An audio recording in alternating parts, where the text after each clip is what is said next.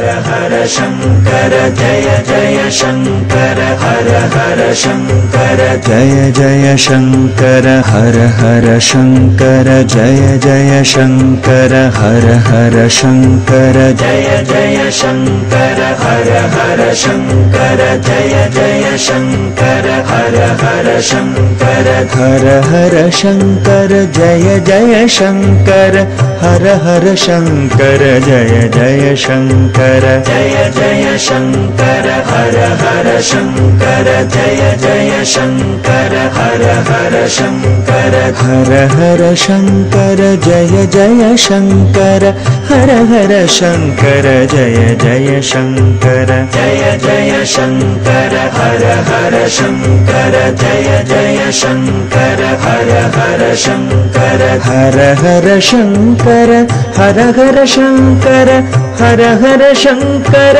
हर हर शंकर जय जय शंकर हर हर शंकर जय जय शंकर हर हर शंकर जय जय शंकर हर हर शंकर जय जय शंकर हर हर शंकर जय जय शंकर हर हर शंकर जय जय शंकर हर हर शंकर हर हर शंकर जय जय शंकर हर हर शंकर जय जय शंकर जय जय शंकर हर हर शंकर जय जय शंकर हर हर शंकर हर हर शंकर जय जय शंकर हर हर शंकर जय जय शंकर जय जय शंकर हर हर शंकर காஞ்சி மகாமுனிவர் தத்துவத்தின் மறு உருவம், வேதத்தின் அம்சம்,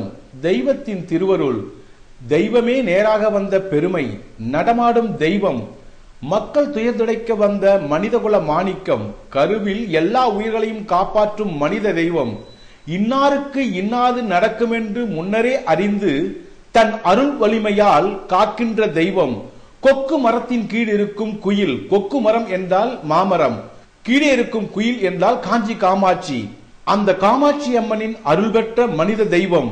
அந்த மனித தெய்வத்தின் 11வது வாரத்தில் அவரின் வரலாற்றை எழுதுவதற்கும் சிந்திப்பதற்கும் ஆற்றல் கொடுத்த அந்த காஞ்சி மகாமுனியை வணங்கி உரையை ஆரம்பிக்கின்றோம். இந்த உலகம் சிவனின் அம்சம் என்று சொல்வதில் எல்லளவும் சந்தேகம் இல்லை. ஏனென்றால் விஞ்ஞானிகள் ஒத்துக்கொள்கிறார்கள். ஒரு அதிசயம் என்னவென்றால், நம் காதுகளுக்கு ஒரு குறிப்பிட்ட அளவுக்கு மேல் உள்ள சத்தத்தை கேட்க முடியாது. அதே போல் குறிப்பிட்ட அளவுக்கு கீழ் உள்ள சத்தத்தையும் கேட்க முடியாது. ஹை நாய்ஸ், லோ நாய்ஸ், இது ரெண்டும் நம்மால் கேட்க முடியாது. இந்த உலகம் பூராவும் ஓம் என்ற பிரணவ சத்தம் கேட்டுக்கொண்டேதான் இருக்கிறது. கடலில் சத்தம் ஓம். சுவரை ஓட்டை போட்டால் கிரில்லிலிருந்து வரும், அந்த கிரில்லிங் மிஷினிலிருந்து வரும் சத்தமும் ஓம். இந்த உலகம் முழுவதும் ஓம் என்ற பிரணவ மந்திரம் இல்லாமல், இந்த உலகம் முழுவதும் ஓம் என்ற பிரணவ மந்திரம் இல்லாமல் தென்படவில்லை. அதற்கு நாயகன் சிவபெருமான்.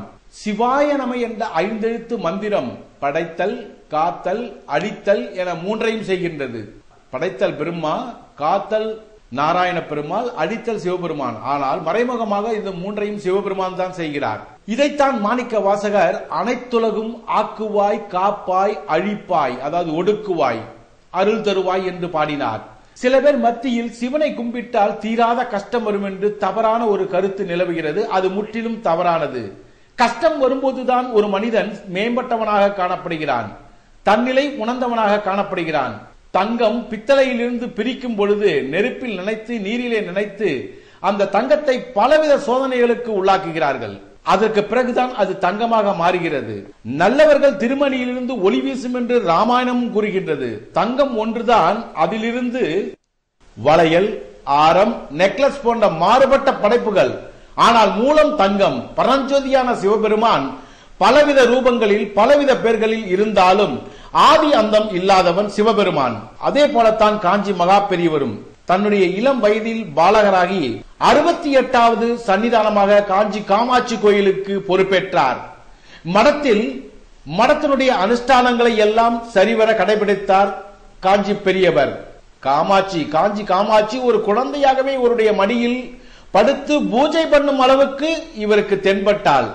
காமம் எல்லாரையும் வளைத்துவிடும், காமத்தை வளர்த்தவர் காஞ்சி காமகோடி. ஒரு நாள் இவர் மடத்தில் பூஜை செய்து கொண்டிருந்த பொழுது ஒரு வயது முதிர்ந்த மூதாட்டி தன் பேத்தியுடன் பெரியவாள் பண்ணும் பூஜையை பார்த்து கொண்டிருந்தாள். அப்போது அந்த 5 வயது பேத்தி பெரியவர் பூஜை பண்ணும் போது பெரியவர் மடியில் இருக்கின்ற குழந்தை பச்சை பாவாடை அணிந்திருக்கிறது, அந்த பச்சை பாவாடை தனக்கு வேண்டும் என்று கேட்டார். அப்போது பாட்டி குழந்தை ஏதோ உளறுகிறாள் என்று குழந்தையை அடக்கி வைத்தாள். திரும்பியும் அந்த குழந்தை தனக்கு அந்த பச்சை பாவாடை வேண்டும் என்று அழுதது. பெரியவருடைய மடத்திலிருந்து வந்த ஒரு ஆள், உங்களை வெளியே போக சொல்கிறார் பெரியவர் என்று உத்தரவு வந்தது. அந்த பாட்டியும் பேத்தியை தூக்கி கொண்டு வெளியே வந்து விட்டால். அப்போது கூட வந்த ஆள், உங்களை பெரியவர் துணிக்கடைக்கு கூட்டி போக சொன்னார் என்று சொன்னார். மடத்திலிருந்து துணிக்கடைக்கு அந்த குழந்தையையும் அந்த மூதாட்டியும் கூட்டிக் கொண்டு போனார்கள். குழந்தை ஒரு பச்சை பாவாடையை பார்த்ததும் தனக்கு வேண்டும் என்று கேட்டது. உடனே பச்சை பாவாடை வாங்கப்பட்டது, குழந்தைக்கு கட்டப்பட்டது. குழந்தை வீட்டுக்கு அழைத்து செல்லப்பட்டது. குழந்தை அந்த பச்சை பாவாடையை கட்டி கொண்டு பக்கத்து வீடு, எழுத்து வீடு என்று எல்லா வீட்டுக்கும் சென்று காட்டியது. பின்பு இரவு வீட்டுக்கு சென்று நன்றாக உறங்கிவிட்டது. புது பாவாடை அப்படியே இருந்தது, குழந்தை உயிர் மட்டும் பிரிந்து விட்டது. 15 நாள் காரியம் முடித்துவிட்டு பெரியவாளை பார்க்க அந்த மூதாட்டி சென்றால், என் பேத்திக்கு என்ன நடந்தது என்று பெரியவரை பார்த்து கேட்டால், பெரியவர் சொன்னார், அனைத்தும் உணர்ந்த மகான், முக்தி தரும் மகான், எதிர்காலத்தை உணர்ந்த மகான், வல்லமை பெற்ற பெரியவர் என்ன சொன்னார் தெரியுமா? அம்மா, உன் பேத்திக்கு இதுதான் கடைசி பிறவி. ஏனென்றால் காமாட்சியை நான் குழந்தையாக மடியில் வைத்து பூஜை பண்ணுவது யாருக்கும் தெரியாது. காமாட்சிக்கும் எனக்கும் மட்டும் தெரிந்த உண்மை அது உன் பேத்திக்கு தெரிந்து விட்டது. உன் பேத்திக்கு அது தெரிந்து விட்டதால் உன் பேத்திக்கு இதுதான் கடைசி ஜென்மம் என்று எனக்கு தெரிந்து விட்டது. அந்த காரணத்தினால் அது பட்டு பாவாடைக்கு ஆசைப்பட்டது.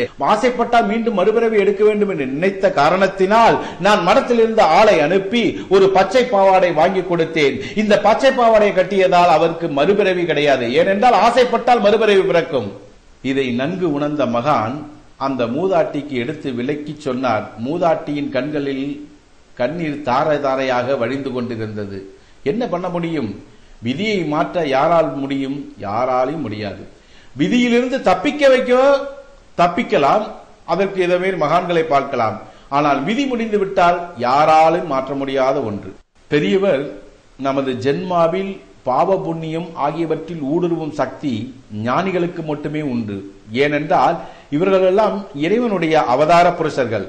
காசியை பற்றியும் காசி விஸ்வேஸ்வரர் பற்றியும் தெள்ள தெளிவாக கோவை டிவியில் நிறைய விஷயங்களை நாங்கள் உங்களுக்கு தந்திருக்கின்றோம். காசியில் அன்று முதல் இன்று வரை 5 காரியங்கள் இறைவன் அருளால் இன்று வரை நடைபெறவில்லை. விஞ்ஞானம் வந்துவிட்டது, சேட்டலைட் போய்விட்டது, எல்லாம் நடந்து கொண்டுதான் இருக்கிறது. அன்று முதல் இன்று வரை 5 காரியங்கள் நடைபெறவில்லை. என்ன? மாடு முட்டாது, பூ மணக்காது, கருடன் வட்டமிடாது, பிணம் இருந்தால் நாராது, பள்ளி வாயால் பேசாது. அதாவது சைனம் சொல்றேன்னு சொல்லாங்க, அந்த பள்ளி பேசாது. இந்த 5 காரியங்களும் இன்று வரை காசியில் நடக்கவில்லை. போனவர்களுக்கு தெரியும், காசிக்கு போனவர்கள். இது சத்தியத்தில் தோய்த்தெடுத்த உண்மை. கங்கையில் குளித்தால் பாவம் போகும் என்று ஒருபுறம் விஸ்வேஸ்வரர், கங்கையில் குளித்தால் பாவம் போகும் இது ஒருபுறம், விஸ்வேஸ்வரர் மண்ணில் இறந்தால் மறுபிறவி இல்லை என்பது ஒருபுறம் இருக்க, ஒரு அம்மா காசி விஸ்வேஸ்வரருக்கு எனக்கு குழந்தை பிறந்தால் 1000 பேருக்கு அன்னதானம் போடுகிறேன் என்று வேண்டிக் கொண்டாள். நாம் வேணால் ஊரை ஏமாற்றலாம், மனைவியை ஏமாற்றலாம், பெற்ற பிள்ளையை ஏமாற்றலாம், தாய் தந்தையை ஏமாற்றலாம். ஆனால் சிவனை ஏமாற்ற முடியுமா? முடியாது. உலகத்தில் எல்லா பொருளையும் துணி போட்டு மறைக்க முடியும், ஆனால் ஒன்றை மட்டும் மறைக்க முடியாது. என்னது? அக்னி. அதே போலத்தான் சிவபெருமான். இப்போ கதைக்கு வருவோம். அந்த அம்மாவுக்கு ஒரு அழகான ஆண் குழந்தை பிறந்தது. அந்த பையனுக்கு பையன், பேரன், அதாவது இந்த பாட்டிக்கு பேரன், இப்படி எல்லாம் பிறந்து அவங்க லைஃப்ல ரொம்ப மன நிம்மதியோட வாழ்ந்துட்டு இருக்காங்க. கடைசி காலத்துல இந்த வேண்டிக்கிட்டால மூதாட்டி இந்த காசிக்கு போறா. காசிக்கு போய் காசியில இருக்கும்போது திடீர்னு ஒரு நாள் நம்ம ஐயோ சின்ன வயசுல நமக்கு குழந்தை இல்லையே, அந்த நேரத்துல பகவானை சிந்திச்சோமே, 1000 பேருக்கு அன்னதானம் போடுறோம்னு சொன்னமே, அதை மறந்துட்டோமே நினைச்சு பக்கத்தால இருந்த ஒரு அம்மாவிட கேட்டா, அந்த அம்மா இந்த வயசுல போய் நீ 1000 பேருக்கு உன்னால அன்னதானம் போட முடியாது. அதனால இங்க காசியில திரைலிங்க சுவாமிகள் என்று ஒருத்தர் இருக்கார். இவர் தான் பழனியில குழந்தை வேலாயுத சுவாமியா இருந்தவர். இந்த திரைலிங்க சாமிகள் கங்கையில அப்படியே மல்லாக்கப்படுத்திக்கிட்டே மிதந்துட்டே நீச்சல் அடிச்சுட்டே இருப்பாராம். இந்த திரைலிங்க சாமியை நீ போய் பாரு, அவர் வந்து உன் வீட்டுல சாப்பிட்டா 1000 பேர் சாப்பிட்டதுக்கு சமானம், அதனால திரைலிங்க சாமியை பாருன்னு அந்த அம்மா சொல்ல, இந்த அம்மா நேராக கங்கை கரைக்கு போனா அவர் தலைகீழ நீச்சல் அடிச்சிட்டு இருந்தாரு. நீச்சல் அடிச்சிட்டு வந்த உடனே அம்மா சொல்றா, நீங்கள் எங்கள் வீட்டுக்கு உணவு அருந்த வர வேண்டும் என்று. திரைலிங்க சாமியும் சிரிச்சுக்கிட்டே நாளைக்கு வரேன்னு சொல்லிட்டாரு. அதே மேல் உணவு பரிமாறப்பட்டது. உணவு உண்ண திரைலிங்க சாமிகள் வந்துட்டாங்க. உடனே இலை போடப்பட்டது, எல்லா வகை பணியாரங்களும் பரிமாறப்பட்டது. எல்லாத்தையும் திரைலிங்க சாமிகள் ஒன்று விடாமல் சந்தோஷமாக சாப்பிட்டார். சாப்பிட்டு விட்டு கையை கழுவி விட்டு அந்த அம்மாவை கொஞ்சம் புன்முறுவலாக பார்த்து சிரித்து விட்டு திரைலிங்க சாமிகள் போய்விட்டார். அந்த அம்மாவுக்கு ஏன் இவர் இப்படி சிரிக்கிறார் என்று அந்த அம்மாவுக்கு விளங்கவில்லை. உடனே அந்த ஞானிகள் சாப்பிட்ட இலையை குப்பை தொட்டிலேயோ ரோட்டிலேயோ போடக்கூடாது, பெரிய பாவம். அதனால் அந்த அம்மா என்ன செய்தால், நேராக ஒரு குழியை தோண்டி குழியில் கொண்டு போய் அந்த இலையை புதைத்தால், என்ன அதிசயம், புதைத்து விட்டு வந்து பார்த்தால் மீண்டும் ஒரு இலை தயாராக இருக்கிறது. மீண்டும் ஒரு குழியை வெட்டினால் கொண்டு போய் இலையை போட்டால், திரும்பி வந்து பார்த்தால் திரும்பியும் ஒரு இலை வந்து விட்டது. திரும்பியும் போய் குழியை வெட்டினால் போட்டால் திரும்பியும் ஒரு இலை வந்து விட்டது. ஐயோ, வயதான காலத்தில் இடுப்பு ஒடிந்து போகிறது. இந்த அம்மாவால் குனிந்து குனிந்து இலையை எடுக்க முடியல, குனிந்து குனிந்து குழியை வெட்ட முடியல. அதனால என்ன பண்ணா, நேரா திரைலிங்க சாமி கிட்ட வந்த உடனே, சாமி இலை எடுக்க எடுக்க வந்துட்டே இருக்கு, என்னால வந்து வயசாயிடுச்சு, கை கால்லாம் வலி வருது, குனிஞ்சு குனிஞ்சு என்னால எடுக்க முடியலன்னு சொன்ன உடனே திரைலிங்க சாமிகள், நீ என்ன வேண்டிக்கிட்டன்னு கேட்டார். அதான் ஏன் நாங்க அடிக்கடி சொல்றோம், அவதார புருஷர்கள் கடவுளின் மறு உருவம். கடவுள் எல்லாருக்கும் பண்ண முடியாது. கடவுள் எல்லார் வீட்டுக்கும் எல்லாம் வந்து பண்ண முடியாதுதான். எல்லார் வீட்டுக்கும் பெத்த அம்மாவை வச்சிருக்கா, இன்னைக்கு கொண்டு போய் அவங்க ஹாஸ்டல்ல விட்டுறான். எல்லா வீட்டுக்கும் நம்ம நேரா வந்து பண்ண முடியாதுதான் பெத்த தாயை அனுப்புறாரு கடவுள். அதை முதல்ல நம்ம எல்லாம் புரிஞ்சுக்கணும். பெத்த தாயை ஹோம்ல விட்டா எங்க போய் நம்ம குடும்பம் விளங்கும்? எப்படி நம்ம உருப்பிடுவோம்? நம்ம சந்ததி எப்படி விருத்திக்கு வரும்? வரவே வராது. பெத்த தாயை வீட்டில் வைத்து ஒருவேளை கஞ்சி போட்டால்தான் அவன் குடும்பம் தழைத்தோங்கி சிறப்பாக இருக்கும். ஏனென்றால் அதான் நான் சொல்றேன்ல, கடவுள் தனித்தனியாக வந்து அவனுக்கு வந்து அன்பு காட்ட முடியாதுன்னா தாயை அனுப்புறார். அந்த தாயை நீங்க பாட்டு வந்து ஹோமுக்கு அனுப்புனா எப்படி? அதனாலதான் 1000 சமுத்திரம் இல்ல, 1000 கங்கையில குளிச்சாலும் சரி, 1000 சமுத்திரத்தை நீங்க வள வந்தாலும் சரி, தாயை ஹோம்ல கொண்டு போய் விட்டுட்டாங்கன்னா அதுல எந்த பலனுமே இல்லை. எந்த சாமி, எந்த ஜாதகம், எந்த ஜோசியம், எந்த பில்லி மந்திரம் எதுவும் பலிக்காது. அம்மா மனசு வச்சா மட்டும்தான் எல்லாம் பலிக்கும். ஏன்னா 10 மாதம் சுமந்தெடுத்த பெற்றெடுத்த தாய், அவள் எந்தவித எதிர்பார்ப்பும் இல்லாம நம்ம வளர்த்த தாய். இவன் வந்து முரட, இவன் வந்து கொண்டு வந்து போடுவான், இவன் இப்படி எல்லாம் பேர் வாங்குவான்னு எந்த நேரத்திலேயும் அவன் நினைச்சதில்லை. பிரதிபலம் காட்டாமல் அன்பு காட்டும் ஒரே மனித தெய்வம் நம்மளுடைய தாய். அதான் கடவுளுக்கு நிகரா சொல்றாங்க. சரி, இப்ப கதைக்கு வரலாம். இப்ப என்ன பண்றாரு, நேரடியா போய் உடனே சொன்ன உடனே அந்த பாட்டி என்னால கை கால்லாம் நடுங்குது, என்னால முடியலன்னு திரைலிங்க சாமிகள் சிரிச்சுட்டே கேட்கிறார், நீ என்ன வேண்டிக்கிட்ட? ஆமா, நான் 1000 பேருக்கு உணவு தரதா வேண்டிக்கிட்டேன், அதான் எடுக்க எடுக்க இலை வந்துட்டே இருக்கு, 1000 இலை வருனார். ஐயோ முடியல சாமின்னு அந்த அம்மா மூதாட்டி சொல்ல, திரைலிங்க சாமிகள் இப்ப போய் பாரு ஒரு இலை இருக்கும், அதை கொண்டு போய் வை, முடிஞ்சிடும்னாரு. அதே மாதிரி நேரா வந்தா ஒரு இலை இருந்தது, குழியில போட்டு மூணுனா முடிஞ்சு போச்சு. இதை எதுக்கு நாங்க சொல்ல வரோம்னா, எந்த ஒரு அவதார புருஷர்களுக்கும் தாங்கள் வந்து நின்னாலே நம்ம என்ன வேண்டணும், நம்ம எந்த குலதெய்வம், எங்க இருந்து வரோம் எல்லாமே அவங்களுக்கு தெரியும். அவங்களுக்கு தெரியாது யாரும் கிடையாது. வயிற்று சோத்து மகானுக்கெல்லாம் தெரியாது, அது வேற விஷயம். இப்ப இருக்கிறவெல்லாம் சாமிங்கிற பேர்ல வயிற்று சோத்து மகான் தான் நம்ம சொல்ல முடியும். மோசடி பண்றது, ஏமாத்துறது, மக்களை அதை பண்ற இதை பண்றது, அதெல்லாம் எதுவுமே இவனால முடியாது. இவனை எல்லாம் பொய்க்கார. ரமணர் உண்மையான மனித தெய்வம், காஞ்சி மகா பெரியவர் உண்மையான மனித தெய்வம், மக்கள் துயர் துடைக்க வந்தவங்க. இவங்கெல்லாம் வந்து அவதார புருஷர்கள், அதுல வந்து எல்லலும் சந்தேகமே கிடையாது. காசியில ஏன் வந்து பள்ளி கத்தாது, கருடன் வட்டமிடாது அப்படின்னு ஒரு இது இருக்கு இல்லையா? சொன்னோம் முதல்ல 5 சொன்னோம், அந்த 5ல 2க்கு இப்ப விளக்கம் சொல்றோம். காசியில என்னன்னா, ராமர் ராமேஸ்வரத்துல வந்து சிவலிங்கத்தை பிரதிஷ்டை பண்ணும் அப்படின்னு சொல்லிட்டாங்க. பிரதிஷ்டை பண்ணனோடனே அனுமார் தான் ஜம்ப் பண்ணுவாரு கடலை. அதே மாதிரி அனுமார் சொல்லிட்டார், நான் போய் காசியில இருந்து லிங்கத்தை கொண்டு வரேன்ட்டார். இன்னைக்கு இருக்குங்க அது. இன்னைக்கும் ராமேஸ்வரத்துல அனுமார் கொண்டு வந்து பிரதிஷ்டை பண்ண லிங்கம் இன்னைக்கு இருக்கு. நேர காசிக்கு போனார். காசிக்கு போறவங்க எல்லாருமே கையை தட்டிட்டு தான் வரணும். கைய வரும்போது தட்டிட்டு தான் வரணும். ஏன்னா உன் பொருள் எதையும் நான் கொண்டு போல அப்படின்னு அர்த்தம். அது காசில இருந்து வரவங்க பூரா பாத்தீங்கன்னா கையை தட்டிட்டு தான் வருவாங்க. ஏன்னா உங்க பொருள் எதையுமே நான் எடுத்துட்டு போலன்னு அர்த்தம். அப்படி இருக்கும்போது காசியில போய் இந்த அனுமான் ஒரு பெரிய லிங்கத்தை பார்த்தாரு. லிங்கத்தை பார்த்தோடனே மேல வந்து கருடன் வட்ட அடைச்சுது. ஓ நல்ல சகுனம் நினைச்சிட்டாரு. உடனே பள்ளி சயனம் சொல்லிச்சு. ஓ பிரமாதமான சகுனம் சொல்லி லிங்கத்தை தூக்கி வச்சுட்டாரு முதுகுல. வச்ச உடனே காசிக்கு யாரு பாதுகாவலர்? காலபைரவர். காலபைரவருக்கும் அனுமாருக்கும் நிகரான சண்டை. உலகமே கிடுகிடுத்து போகுது, 14 உலகம் கிடுகிடுத்து போகுது. 2 பேருக்கும் அப்படி ஒரு சண்டை நடந்துட்டு இருக்குது. சண்டை நடந்த உடனேவே பாத்தீங்கன்னா அனுமார் ஒரு பக்கம் சண்டை போடுறாரு, காலபைரவர் ஒரு பக்கம். ஏன்னா 2 கண்ணும் சண்டை போட்டா எப்படி இருக்கும்? ஏன்னா 2மே பலம் பொருந்திய ஆளு. 2 பேருக்கும் சண்டை வந்து அப்புறம் ஊர் பெரியவங்க எல்லாம் கூடி அனுமாரே இந்த லிங்கத்தை நீ எடுத்துட்டு போக கூடாது அப்படின்னு கேக்குறப்போ அந்த அனுமார் சொன்னாரு, கருடம் வட்டமிட்டுது நல்ல சகுனம், பள்ளி சயனம் சொல்லிச்சு நல்ல சகுனம், அதனாலதான் நான் இந்த லிங்கத்தை எடுத்தேன்னாரு. ஓ அப்படியான்னு அப்பயே விட்ட சாபம் தான் இது. கருடன் பறக்க கூடாது, பள்ளி கத்தக்கூடாதுன்னு. புரியுதுங்களா? இப்போ அந்த லிங்கத்தை கொண்டு வந்து வச்சுட்டாங்க. அதுக்குள்ள வந்து சீதை வந்து ஒரு மஞ்சள் லிங்கத்தை ரெடி பண்ணி லிங்கத்தை வச்சு அது ஏன்னா அனுமார் வர டைம் ஆயிடுச்சு, நேரம் ஆயிடுங்கிறதுனால அவங்க படைச்சிட்டாங்க. அதுக்கு பின்னாடியே வந்து இந்த அனுமார் கொண்டு வந்த லிங்கம் இன்னைக்கும் ராமேஸ்வரத்துல இருக்கு. நீங்க போனா தரிசிக்கலாம். இப்படி கதைகள் ஒண்ணுக்கு ஒவ்வொரு காரணங்கள் இருக்கு. மகா பெரியவரும் அப்படிதான்.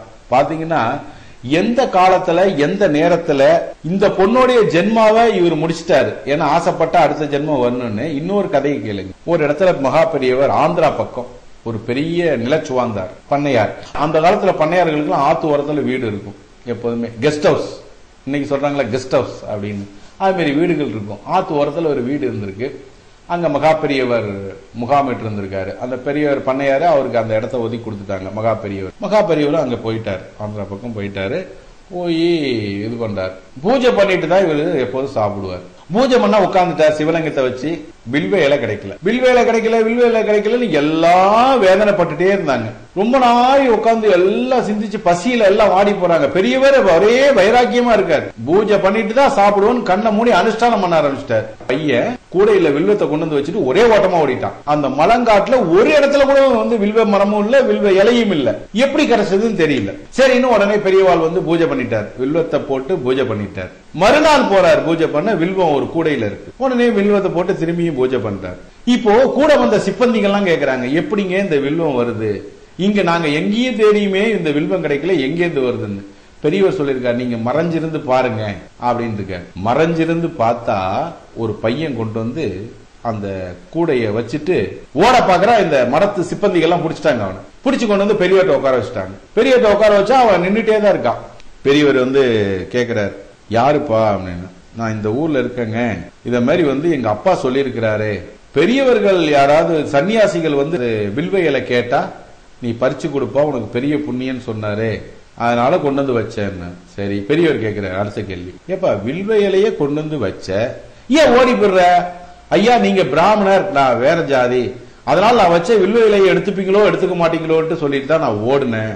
சரி ரைட்டு வச்சுட்டேன். ரைட்டா? பெரியவர் திரும்பியும் கேட்கிறார், சரிப்பா உனக்கு என்ன தெரியும்? திருவாசகம், தேவாரம் இதெல்லாம் எனக்கு தெரியுங்கிறான் அந்த பையன். பையன் பேரு மறந்துச்சு. அந்த பையன் சொல்றான்.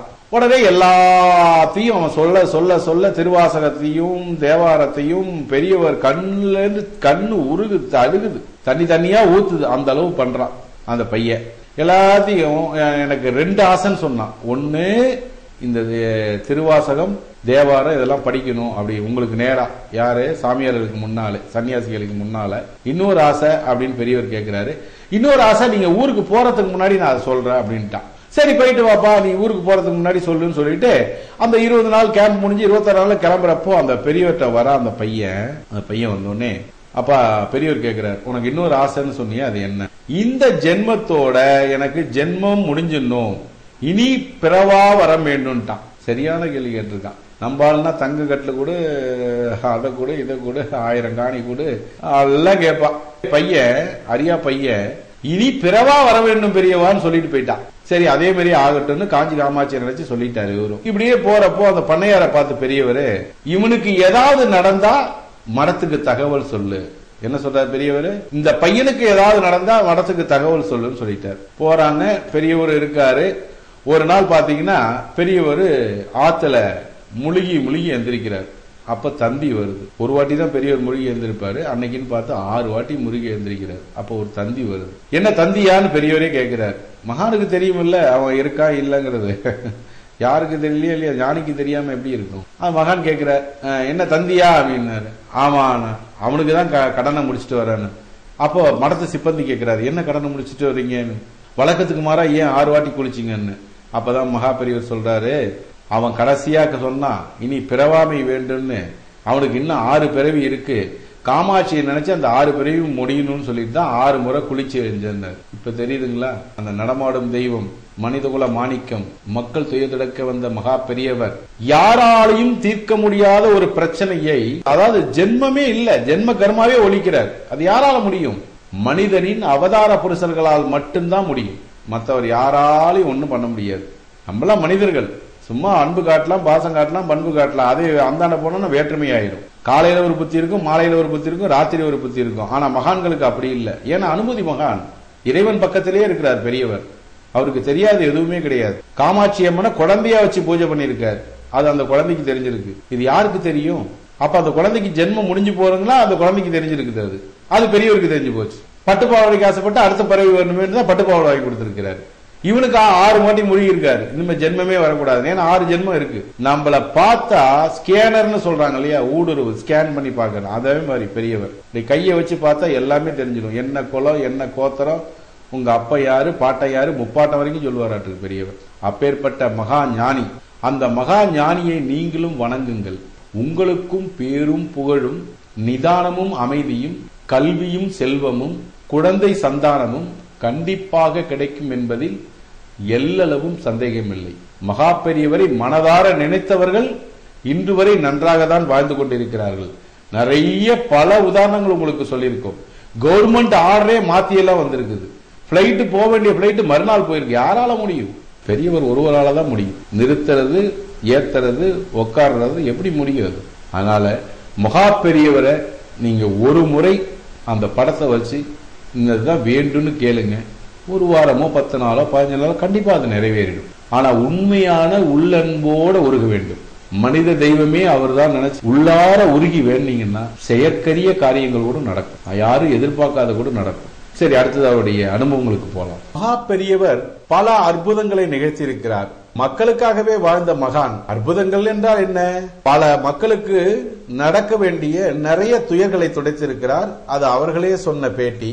சரி, அதை பார்ப்பதற்கு முன் திருநாவுக்கரசரை நாம் பார்க்க வேண்டும். திருநாவுக்கரசர் சமண சமயத்தை சேர்ந்தவர். அதாவது சைவத்திலிருந்து சமணத்துக்கு மாற்றப்பட்டு திலகவதி அம்மா சிவபெருமானிடம் வேண்டியதால் மீண்டும் சைவத்துக்கு வந்தவர் திருநாவுக்கரசர்.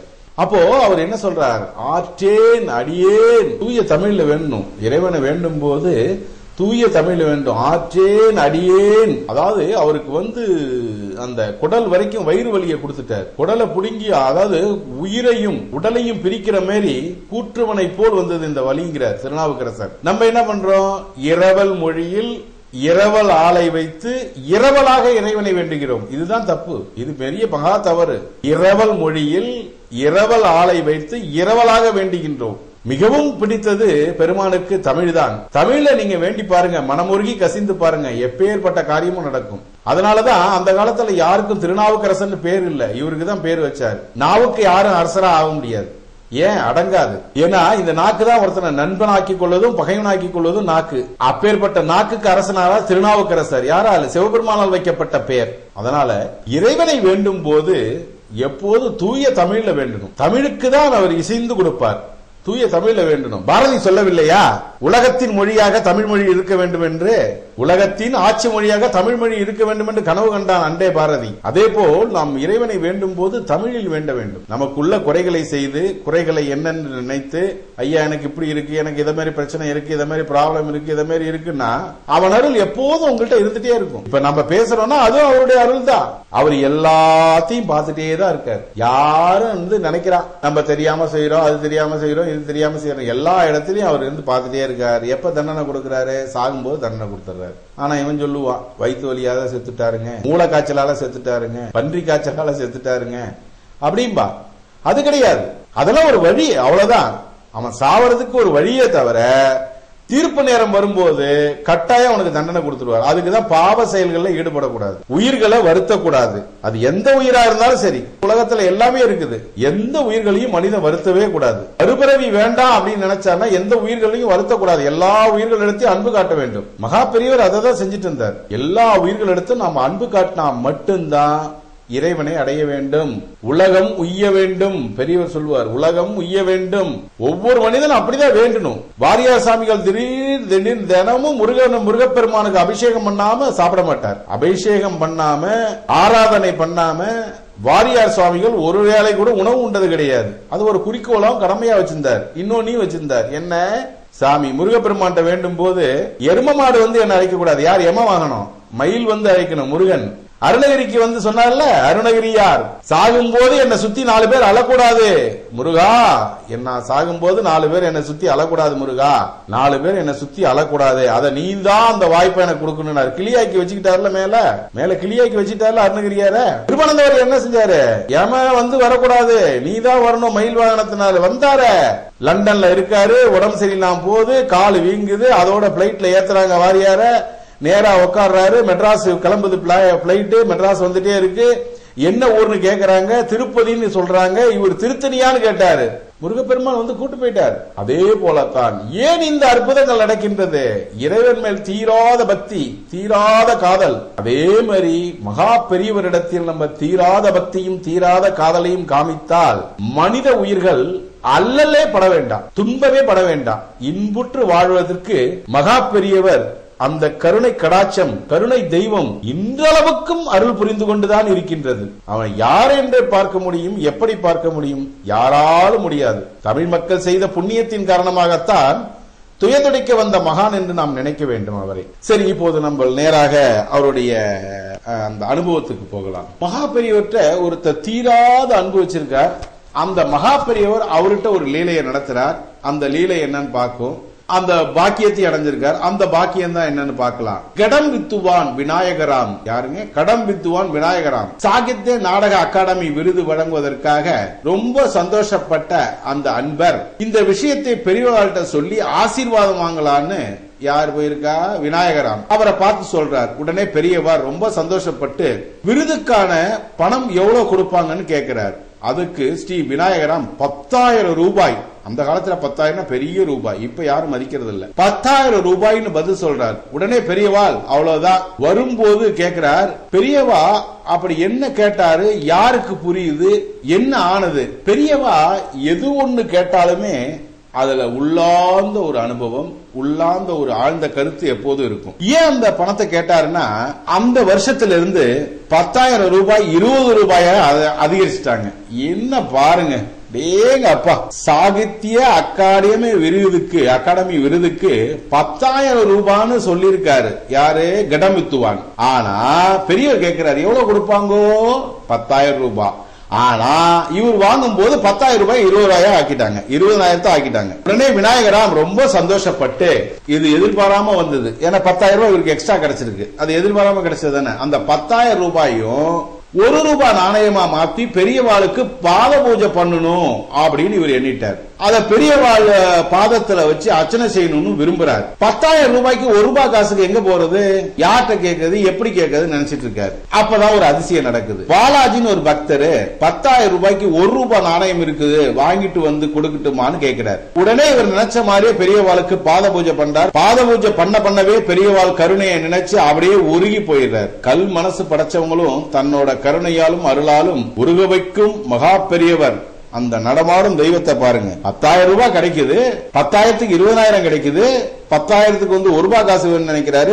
பாலாஜி உடனே வந்து 10,000 ரூபாய்க்கு 1 ரூபாய் காயினா கொண்டு வந்து மாத்தி கொடுக்கிறாரு. உடனே பாத பூஜை பண்றாரு. பெரியவர் எண்ணத்தில் சிந்தனையில் எது வந்து விட்டதோ அது நடந்தே தீரும். இது ஒரு அனுபவம். இந்த உலகத்துல எல்லாமே சாத்தியம். இந்த உயிர் எப்ப இருக்கும் எப்ப போகும்னு யாருக்கும் தெரியாது. காற்றில் பறக்கும் பூடை பூக்கள்னு சொல்லுவார் நந்தனார். அதனால இன்னைக்கு இருக்குமோ நாளைக்கு இருக்குமோ நடராஜரை பார்க்காம திடீர்னு கிளம்பிடுவார். ஏன்னா உயிர் எப்ப பிரிஞ்சாலும் அதுக்குள்ள நம்ம பெருமானை பார்க்காம போயிட்டா என்ன பண்றது? அதனால இந்த உடம்புல பாத்தீங்கன்னா 9 ஓட்டை இருக்கு. எல்லா ஓட்டையும் திறந்தே தான் இருக்கு. 2 ஓட்டைக்கு மட்டும் மூடி இருக்கு. எதுக்கு?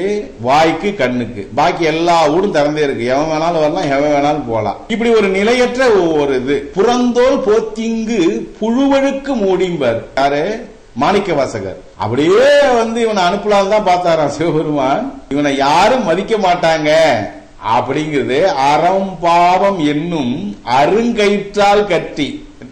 அப்பா, அறம் பாவம் என்னும் அருங்கயிற்றால், அறம் நல்லது, பாவம் கெட்டது, அருங்கயிற்றால் கட்டி புறந்தோல்.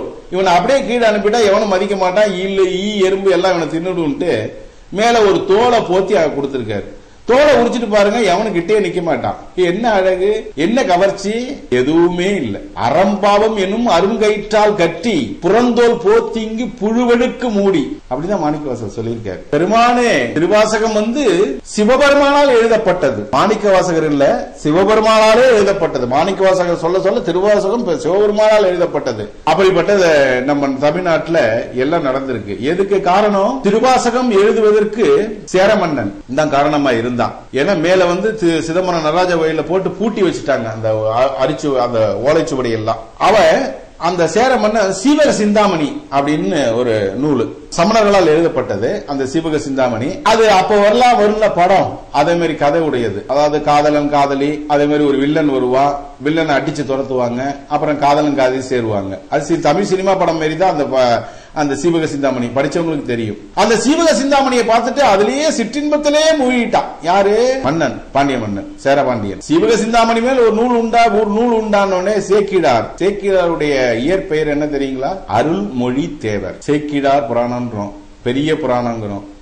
சேக்கிடாருடைய இயற்பெயர் அருள்மொழி தேவர். சேக்கிடார் அப்படின்னு இவங்க அப்புறம் வச்சது. சேக்கிடாருடைய இயற்பெயர் அருள்மொழி தேவர். சேக்கிடார் இதோட ஒரு நல்ல காப்பியம் இருக்கு, இதை பண்ணலாம் அப்படிங்கிறப்ப மன்னன் ஆசைப்படுறா. உடனடியா குதிரையை எடுக்கிறா, நேரா போறாங்க, நடராஜ கோயில திறக்கிறாங்க, மேல இருக்க ஓலைச்சுவடுகளை எடுக்கிறாங்க, எல்லாத்தையும் எடுத்து அதை எழுதி பெரிய புராணம் வருது வெளியில. சேக்கிடார் எழுதுனது பெரிய புராணம். பெரிய புராணம்னா கந்த புராணம் அப்படி எல்லாம் இருக்கு, அதுதான் பெருசு அளவுல. கடுகு சிறிதானாலும் காரம் அதே மாதிரி தான் பெரிய புராணம். அதனாலதான் அதுக்கு பேர் பெரிய புராணம் பேர் வச்சாங்க. சேக்கிடார ஒரு குதிரையிலையும், தில்லைவாழ் அந்தணர்கள் சேக்கிடார ஒரு குதிரையிலையும், ஓலைச்சுவடிய ஒரு குதிரையிலையும் வச்சாங்க. சேரபாண்டியன் அதான் அந்த பாண்டிய மன்னன் சேக்கிடாருக்கு விசிறி வீசிட்டே இருக்கான். அவ்வளோ தேசத்துக்கு மன்னன் யாருக்கு? சேக்கிடாருக்கு. ஏன்னா அப்பேற்பட்ட தத்துவ கருத்துக்களை கொடுத்தது. பெரிய புராணம் படிச்சவங்களுக்கு நிறைய தெரியும். சரி, இப்போ நேரா அடுத்தது ஒரு அனுபவத்துக்கு போலாம். பெரியவாள் பொறுத்த வரைக்கும் உயிர்கள் மேல ரொம்ப அன்பு வச்சிருந்தார். அனுபூதி மகான் தான். எப்போதுமே உயிர்கள் மேல அவர் காட்ட அன்புக்கு நிகரே கிடையாது. அனுஷ நட்சத்திரம் ஜெயந்தி விழாவில் கலந்து நூற்றுக்கணக்கான பக்தர்கள் பிரதோஷ மாமா, இவர் 64வது நாயன்மார்னு சொல்லுவாங்க. பிரதோஷ மாமாவை 64வது நாயன்மார். நானே பார்த்து அசந்திருக்கேன். எல்லாரும் நெடுஞ்சாங்கடையா தான் கும்பிடுவார், இவர் தலைகீழ விழுந்து கும்பிடுறாரு பெரியவாளை. இவர் பெரியவாளை தலைகீழ விழுந்து கும்பிடுறாரு. ஏன்டா இப்படி பண்றே அப்படின்னு கேட்டிருக்காரு பெரியவரோ. என்னமோ கும்பிடணும் தோணுச்சு, உன்னை கும்பிட்ட அப்படிங்கிறாரு. பெரியவாளாலே பாராட்டப்பட்டது யாரு? பெரிய மகான். அந்த மகானாலே பாராட்டப்பட்டவர் பிரதோஷ மாமா. பெரிய பாக்கியம் யாருக்கும் கிடைக்காது, பிரதோஷ மாமாவுக்கு கிடைச்சு. பிரதோஷ மாமா தான் எல்லாமே ஏற்பாடு பண்றது. உலகம் பூரா பெரியவருடைய புகழ பரப்பணும்னு நம்ம இந்த ஊருக்குள்ளதான் பரப்புறோம். அவர் உலகம் பூரா பரப்பணும் பாடுபட்டவர். பெரியவருக்கு அவரை ரொம்ப பிடிக்கும்.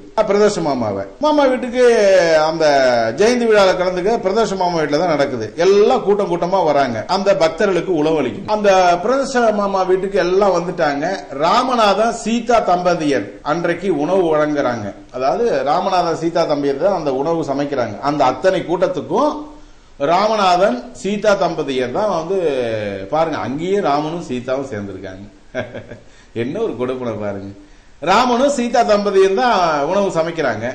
சீதா அம்மா சமையல் வேலை செஞ்சுட்டே இருக்காங்க. ஏறத்தாழ சமையல் வேலை முடிஞ்சு போச்சு. 2 குக்கர்ல அரிசியை மட்டும் மூடி அடுப்புல சாதம் வச்சுட்டாங்க. அப்போ எல்லாரும் பெரியவளை பார்க்கலாம், பெரியவளை பார்க்கலாம், பெரியவளை பார்க்கலாம்னு எல்லாம் கூப்பிடுறாங்க. ஐயோ பெரியவளை பார்க்கலாம்னு இவங்க ஓடிட்டாங்க உள்ள. அவங்க கூட கூட்டமா போயிட்டாங்க. சீதாவையும் கூட்டிட்டு போயிட்டாங்க. என்ன குக்கர் அது பாட்டு ஓடிட்டு இருக்கு, அடுப்பு எரிஞ்சிட்டு இருக்கு, குக்கர் இருக்கு, சீதா அம்மாவையும் கூட்டு போயிட்டாங்க. ஏன்னா சமையல் அம்மா அந்த அம்மா தான். சீதா அம்மாவையும் கூட்டு போயிட்டாங்க பெரியவளை பாக்குறதுக்கு. பெரியவளை பாக்குற ஆர்வத்துல இந்த அம்மா அடுப்பையும் அணைக்கல, அப்படியே போட்டு அவங்க பின்னாடியே போயிட்டாங்க. பெரியவாளை தரிசனம் பண்றப்பதான் ஞாபகத்துக்கு வருது, ஐயோ அடுப்பு எரியுதே குக்கர் வச்சோமே, அடுப்பு எரியுதே குக்கர் வச்சோமே, என்ன ஆக போறதோன்னு. அப்போ பெரியவாளை நினைச்சு எல்லாம் நீங்களே பாத்துங்கன்னு சீதா அம்மா தலையில பாரத்தை போட்டாங்க, பெரியவாள் மேல பாரத்தை போட்டாங்க. போட்டு அவங்க பாட்டு பெரியவர் எல்லாம் வேண்டிட்டு, அந்த கருணை மகான் தான் அருள் புரின்னு வேண்டிட்டு அவங்க பாட்டு திரும்பி வராங்க. திரும்பி வந்து பார்த்தா என்ன நடந்திருக்கும்? நம்ம ஊடாத வெட்டிச்சு ஊரே சிதறி இருக்கும். குக்கர் அடுப்புல வச்ச மாதிரியே இருக்கு, கேஸ் தீர்ந்து போச்சு, அதனால அணைஞ்சு போச்சு. சாப்பாடை எடுத்து பார்த்தா அந்த அளவு பக்குவமா இருக்கு. யாரால முடியும்? அந்த மகானுக்கு நிகரான ஒரு மனிதனை இனி நம் தமிழ்நாடு காணவே முடியாது. என்னையா அது, அங்க வந்து வேண்டிக்கிறாங்க, இங்க எல்லாமே ஆஃப் ஆகுது. இந்த கருணை கடலின் கடாட்சத்தை பாருங்க. உடனே பூஜை முடிந்து போய் எல்லாம் பார்த்தா எல்லாம் கரெக்டா இருக்கு, பக்குவமா இருக்கு. கரெக்டா இல்ல, பக்குவமா இருக்கு. எல்லாரும் ஆனந்தமா உணவு அளிக்கிறாங்க. சீதாம்மா பெரியவாளை நினைச்சு நடக்காத காரியம் ஒண்ணும் இல்ல, பெரியவாள் நினைச்சா நடக்காத காரியம் ஒண்ணுமே இல்ல. கண்ணீர்ல நினைஞ்சுட்டே அவங்க எல்லாருக்கும் அந்த அம்மா சாப்பாடு போட்டுட்டே இருக்காங்க. அவங்களுக்கும் பெரியவருக்கு மட்டும்தானே தெரியும் என்ன நடந்ததுன்னு. சில உண்மைகள் நமக்கும் பெரியவருக்கு மட்டும்தானே தெரியும். நம்ம என்ன செய்யறோங்கிறது கடவுளுக்கு தெரியும், நமக்கு தெரியும். மத்தவங்களை மறைக்கலாம், தம்பியை ஏமாத்தலாம், அண்ணனை ஏமாத்தலாம், பொண்டாட்டி ஏமாத்தலாம், பிள்ளையை ஏமாத்தலாம். பெரியவளை ஏமாத்த முடியுமா? முடியாது. உலகத்திலேயே மிக சிறந்த தானம் அன்னதானம். சாப்பிட்டு 5 மணி நேரம் இருக்கும், அப்புறம் அதுவும் அகன்றுடும். நாடி நரம்பு உயிர் எல்லாம் குளிரும். எது? சாப்பாடு போடுறதுனால. அதனாலதான் அந்த காலத்துல எல்லாரும் சாப்பாடு போட்டாங்க. பிரிட்ஜ் வந்ததுல இருந்து பிச்சைக்காரனுக்கே வேலை இல்லாம போச்சு, சாமியார்களுக்கு வேலை இல்லாம போச்சு. அதை வச்சு சாப்பிடறதுனால இவனுக்கு வியாதி மேல வியாதி வந்து டாக்டர்கிட்ட ஊசி போடுறதுதான் மிச்சமாச்சு. அவருக்கும் தெரியல வியாதி என்ன வந்தது, குழம்பு போய் ஏதோ ஒரு ஊசியை போடுறாரு. அந்த காலத்துல எல்லாரும் சாப்பிடுவாங்க. சாப்பிட்டதுக்கு அப்புறம் இருந்ததுன்னா தெருவில் ஒரு சாமியார் வருவாரு, அவருக்கு எல்லாரும் போடுவாங்க சாப்பாடு. சாப்பாடு போட்டது விளைவும் புண்ணியத்தையும் கட்டிப்பாங்க. புண்ணியத்தை கட்டுறதுனால இவங்களுக்கு இருக்கிற பாவகர்மாலாம் கொஞ்சம் ஒழியும். இப்ப எங்க பார்க்க முடியும்? இங்கதான் தனி வீடு வந்தாச்சு, அப்புறம் எங்க போய் பார்க்கறது? சரி, நம்ம கதைக்கு வராது, பேசிட்டே இருந்தா அது 4 மணி நேரம் பேசலாம். உலகத்தில் மிக சிறந்தது அன்னதானம். அன்னதானம் போட்டா ஊன் குயிரும், உயிர் குளிரும், நரம்பு நாடி எல்லாம் குளிரும். 5 மணி நேரம் தான் இருக்கும். 1000 மடங்கு சிறந்தது நிதானம். அதை விட லட்சம் மடங்கு, கோடி மடங்கு, லட்சம் மடங்கு, கோடி மடங்கு சிறந்தது சமாதானம். இதைதான் தர்மர் விரும்பினார். கண்ணபிரான் கேட்கிறார், 5 பேர்களுக்கு 5 ஊர்களை கொடு. உடனே கண்ணபிரான், வீடு தர மறுத்தால் 5 பேர்களுக்கு 5 நாடுகளை கொடு. ஃபர்ஸ்ட் கேட்கிறது தப்புங்க. முன்னாடி சொன்னது கண்ணபிரான் தர்மத்தை கேட்கிறார். ஏன்னா யுத்தம் பண்ணணுங்கிறது கண்ணபிரானுடைய திட்டம். அதுல எந்த மாற்றமும் இல்ல, முடிவோட இருக்காரு. அது சகாதேவனுக்கு தெரியும், இவருக்கு தர்மருக்கு தெரியாதுல்ல. பாவம், நியாயமான ஆள். இந்த உலகத்துல வாட முடியாதுங்கிறது அன்னைக்கே சொல்லிட்டா. தர்மத்தை கேட்கிறாரு. ஏன்னா சண்டைக்கு எல்லாம் வச்சுட்டாரு, நாளும் குறிச்சிட்டாரு, எல்லாம் குறிச்சிட்டு மனசுக்குள்ள குறிச்சிட்டாரு. அது நடக்கணும்ல. அப்போ எல்லாத்தையும் வந்து அவங்கள்ட்ட எல்லாம் வந்து உத்தரவு வாங்கினாதான் நடத்த முடியும். அதனால கண்ணபிரான் கேட்கிறாரு, சரி நான் நாடு கேட்டு போறேன், என்ன கேட்கணும் தர்மரே? 5 பேருக்கு 5 நாடுகளை கேள். கண்ணபிரான், நாடு தர மறுத்தால் 5 பேருக்கு 5 ஊர்களை கேள். சரி, 5 பேருக்கு 5 ஊர் தர மறுத்தால் 5 பேருக்கு 5 வீடுகளாவது கேள். வீடு தர மறுத்தால் யுத்தம் வேண்டுங்கிறார்.